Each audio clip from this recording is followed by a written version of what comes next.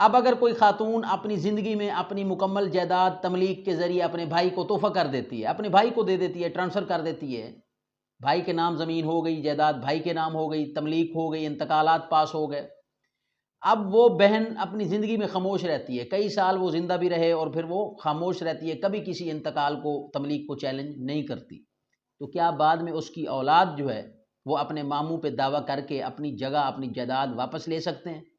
کیا ان میں سے کوئی وارث کل کو کھڑا ہو جائے اور وہ کہے جی ہماری جو والدہ تھیں وہ جناب وہ تو پیش ہی نہیں ہوئی تھی، انہوں نے تبلیغ کی نہیں تھی، یہ تو صرف ہمیں اپنی وراثت سے محروم کرنے کی غرض سے یہ تبلیغ بنائی گئی اور یہ انتقالات کروائے گئے؟ تو آج اسی طرح کا ایک کیس ہے جس پہ ہم ڈسکس کریں گے۔ میں ہوں مدثر حسن وینس ایڈوکیٹ، میری آپ سے ریکویسٹ ہے میرے چینل کو سبسکرائب ضرور کر دیں، اگر یہ ویڈیو آپ کے نالج میں اضافہ کرے اسے لائک شیئر ضرور کر دیجیے گا۔ اب آتا ہے اپنے ٹاپک کی طرف۔ سوال یہ ہے کہ کیا تملیغ کرنے والا شخص اگر اپنی جائیداد جو تملیغ کرتا ہے زندگی میں پھر وہ اگر اپنی تملیغ چیلنج نہیں کرتا، اگر وہ انتقالات کو چیلنج نہیں کرتا، تو کیا بعد میں جو قانونی ورثہ ہیں اس کی وفات کے بعد وہ چیلنج کر سکتے ہیں؟ کیا وہ یہ کہہ سکتے ہیں کہ ہمارے ساتھ فراڈ ہوا ہے؟ پھر اس کے جو ہے آگے سول کورٹ سے سپریم کورٹ تک یہ جو کیس گیا، اس کے ہم دیکھتے ہیں کہ اس کے اندر کیا قانونی پیچیدگیاں تھیں کہ وہ تملیغ درست قرار دے دی گئی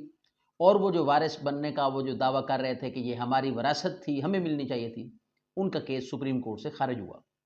پس منظر کی اگر بات کروں کیس کے، تو اس کے حقائق کچھ یوں تھے کہ ایک خاتون جو کہ اپنی زندگی کے اندر اپنی مکمل جائیداد اپنے بھائی کو، ہو سکتا ہے اس کے بھائی کے ساتھ اس کی کوئی محبت ہو، پیار کا رشتہ ہو، اس نے ان کو اپنے بھائی کو جائیداد تملیغ کے ذریعے ٹرانسفر کر دی، بھائی کو جائیداد تملیغ ہو جاتی ہے، بھائی اس جائیداد کا مالک بن جاتا ہے، اس کے بعد 15 سال تقریباً وہ عورت زندہ رہتی ہے، وہ اپنے اس بھائی کے دیے ہوئے اس تملیغ و انتقالات جو جائیداد اس نے دی اس کو کبھی اس نے کسی فورم پہ چیلنج نہ کیا۔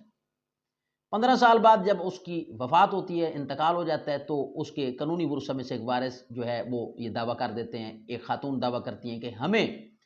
اس وراثت سے محروم کرنے کے غرض سے یہ تملیغ نامہ بنایا گیا، نہ تو اس میں اس خاتون کو کبھی کوئی علم تھا کہ اس سے کوئی تملیغ کروا لی گئی ہے یا جائیداد منتقل کروا لی گئی ہے، لہذا یہ جعلی فراڈ پر مبنی ہے اور صرف وارثان کو محروم کرنے کے غرض سے کیا گیا۔ دعویٰ سول کورٹ میں ہو جاتا ہے، استدعا ہو جاتی ہے کہ تملیغ نامہ جو ہے یہ منسوخ کیا جائے، انتقالات منسوخ کیے جائیں، بمطابق شرعی حصہ جس کا بنتا ہے اس کے حوالے کیا جائے۔ جواب دعویٰ دینے والے شخص نے اپنا موقف جو ہے وہ ظاہری بات ہے پیش کیا۔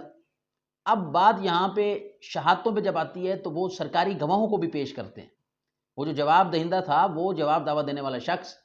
جس پر الزام تھا کہ تملیغ 2 نمبر طریقے سے اور فراڈ سے کروائی گئی تھی، اس نے سرکاری گواہوں کو پیش کیا، اس نے بڑا اچھے طریقے سے کیس کو جو ہے پرسو کیا، کیس کانٹیسٹ کیا۔ اب ہوا یہ کہ سول کورٹ نے بالآخر یہ فیصلہ اس خاتون کے حق میں دے دیا کہ جیسا کہ ہوتا ہے کہ وارثان کو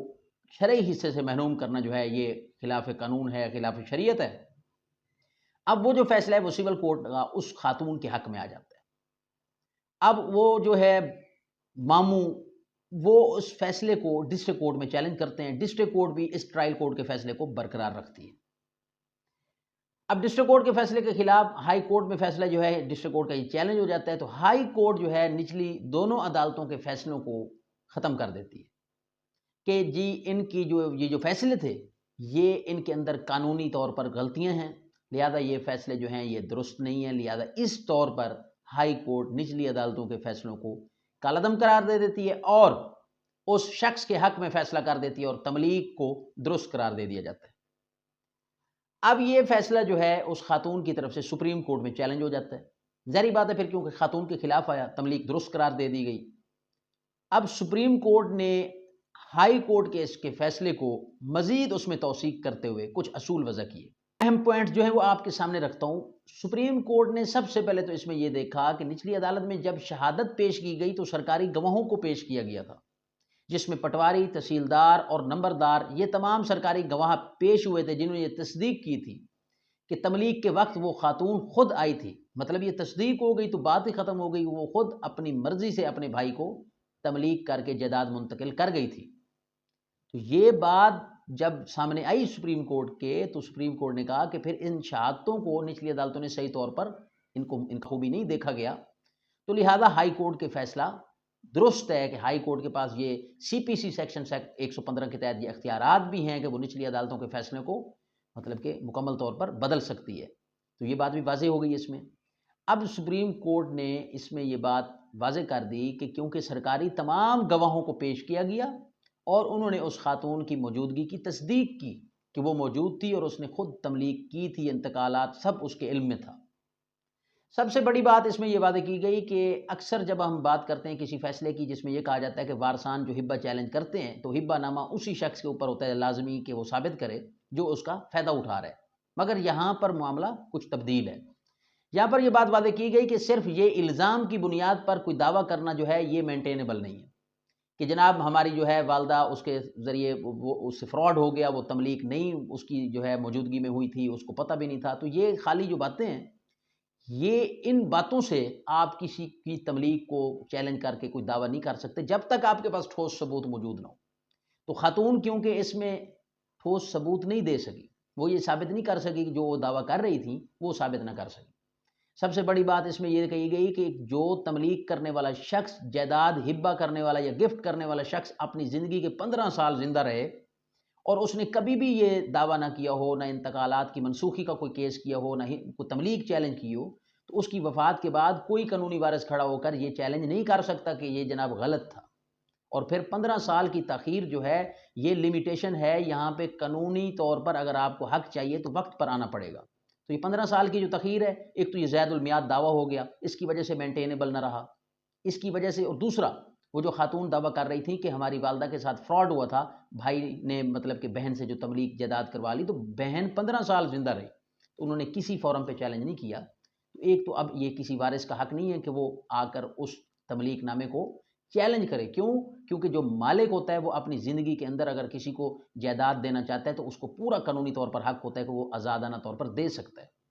تو یہ بات بھی واضح ہو گئی۔ خاتون کا جو موقف تھا کہ تملیغ فراڈ کے ذریعے کرائی گئی ہے، تو یہاں پر یہ بھی بات واضح کی گئی کہ فراڈ ثابت کرنے کے لیے اس کی ایک ایک تفصیل، ایک ایک ثبوت جو اس کا وہ دینا لازمی ہے، جو کہ وہ خاتون فراڈ کا کہہ رہی تھی، ان کا کلیم تھا، ان کا دعویٰ تھا کہ یہ فراڈ ہے، لیکن وہ ثابت نہ کر سکی، وہ ایسی کوئی ٹھوس شہادت کوئی پیش نہ کر سکی، ایسا کوئی مطلب کہ وہ فراڈ کو ثابت کرنے کے لیے دلیل نہیں دے سکی۔ تو لہذا وہ جو فیصلہ ہائی کورٹ کا تھا وہ بھی برقرار رہا، اس کی مزید توثیق ہو گئی اور یہ بات جو ہے یہ اصول بیان کیے گئے،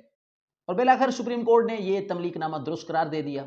کہ یہ جو خاتون نے جائیداد تملیغ کر دی تھی اپنے بھائی کو، جو جائیداد منتقل کی تھی، وہ بالکل درست ہے قانونی طور پر، اور وہ انتقالات کی جو تصدیق تھی وہ بھی سرکاری گواہوں کے ذریعے ہو گئی کہ خاتون وہاں موجود تھیں، یہ بات بھی سامنے آ گئی شہادتوں میں۔ تو اس طور پر یہ تملیغ اور یہ انتقالات جو ہے قانونی طور پر ویلڈ سمجھے گئے،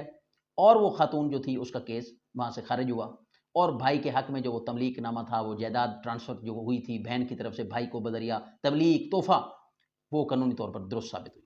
میں امید کرتا ہوں یہ ویڈیو آپ کے نالج میں اضافہ کرے گی۔ اب اس میں اکثر ہبہ نامہ یا گفٹ ڈیڈ جو منسوخ کر دیے جاتے ہیں کہ وہ فراڈ پر مبنی ہیں، ان کی کیا وجوہات ہیں، اور اس تملیغ کو کیوں درست قرار دے دیا گیا، حالانکہ وہ خاتون تو اب زندہ نہیں تھی۔ تو اس سے ایک بات اور بھی ثابت ہو گئی کہ اگر والدہ اپنی زندگی میں اپنا حصہ بھائیوں کو چھوڑ دیتی ہے تو بعد میں اولاد کے لیے مشکل ہو جاتا ہے چیلنج کرنا بھی۔ کیونکہ وہ مالک ہے جائیداد کی، وہ خود اپنے ہاتھوں سے دے کے گئی ہے، اور اپنے پھر اتنے سال زندگی کے وہ خاموش رہی۔ تو اس طور پر اگر کوئی عورت، کوئی خاتون یہ چاہتی ہے کہ وہ اپنی جائیداد اپنے بھائیوں کو دینا چاہتی ہے تو وہ اپنی اولاد کو کلیئر کرے۔ یہ میں پہلے بھی ریکویسٹ کر چکا ہوں کہ بعد میں ایسے دھکے اور عدالتوں کے اندر وقت کا ضیاع، عدالتوں کے وقت کا بھی ضیاع، لوگوں کا اپنا جو ہے پیسہ لگتا ہے، ظاہری بات ہے۔ تو یہ خواتین جو ہیں ان کو ریکویسٹ ہے، اگر انہوں نے کوئی تملیغ کر دی ہے، اولاد کو نہیں پتہ، انہیں بتا دیں۔ اگر وہ اپنے بھائیوں کو اپنی جائیداد دینا چاہتی ہیں، اولاد کو کلیئر کریں۔ اگر نہیں دینا چاہتی تو وقت پر اپنی آواز اٹھائیں، اپنی زندگی کے اندر